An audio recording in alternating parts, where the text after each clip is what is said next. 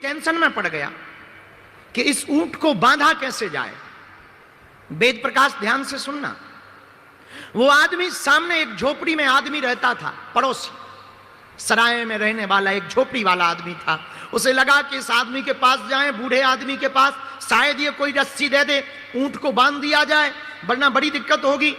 रात भर ये भी खड़ा रहेगा, हमको भी रखवाली करनी पड़ेगी, और सो नहीं पाएंगे तो दिन में चलने में दिक्कत होगी।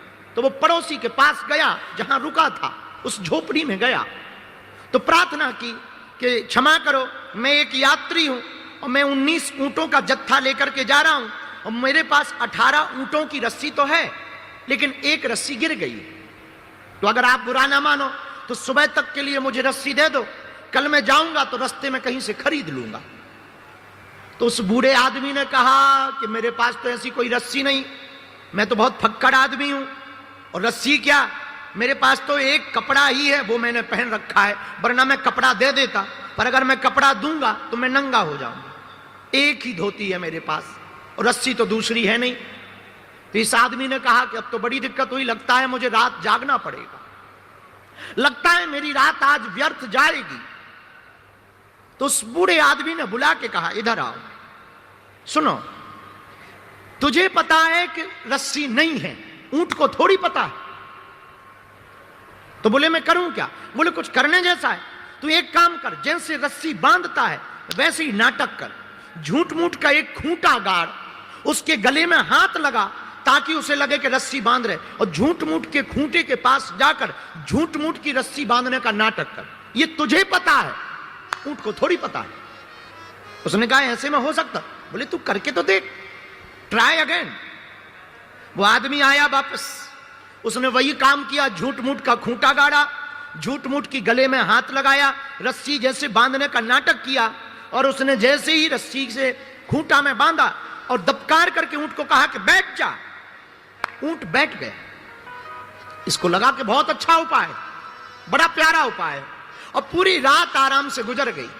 सुबह हुआ तो बाकी 18 ऊंटों को उसने रस्सी खोली, रस्सी थैले में फिर से भरी। अब 19वें ऊंट को वो 1 घंटे तक उठाता रहा, वो उठे ही ना। अब ये आदमी बड़ा परेशान, ना वो चले ना वो उठे।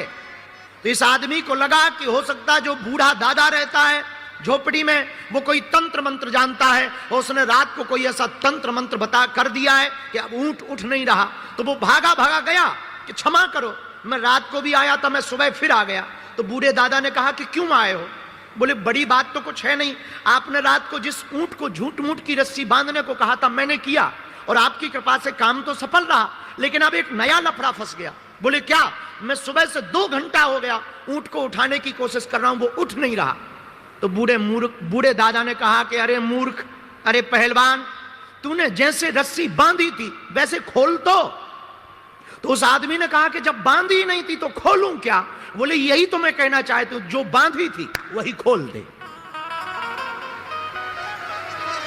और आदमी वापस आया, उसने ऊंट की रस्सी खोली, और ताज्जुब ये रहा कि ऊंट उठ भी गया और चला भी। अब बताओ, रस्सी थी भी नहीं और रही रात भर, रस्सी खोली भी नहीं और ऊंट खुल गया।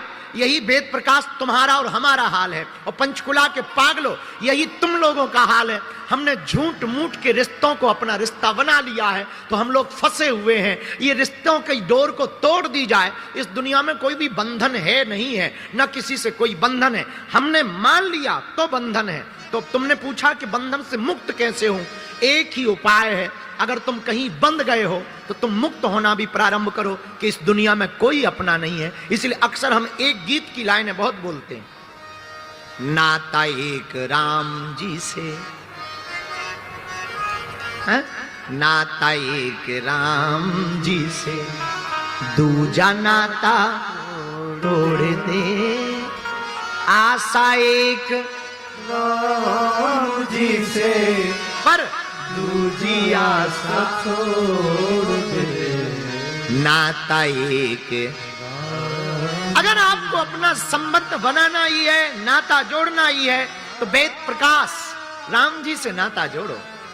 राम जी से नाता जोड़ोगे सब अपने हो जाएंगे। तुम संसार से नाता जोड़ोगे, फुटकर फुटकर फुटकर बनाते ही रहोगे अपने, और एक दिन सब ताश की गड्डी की तरह। अगर तुम लोग हमारी आज की ये कथा सुनोगे तो शायद बहुत लोग सन्यास लेने की सोच लें।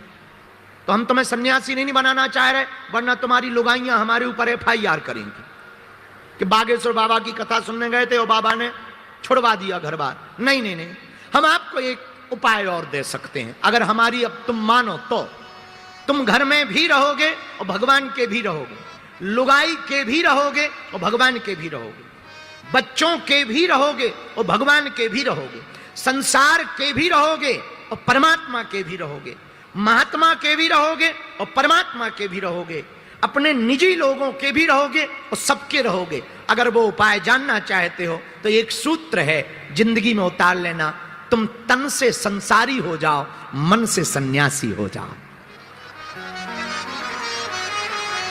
बहुत सटीक सूत्र है।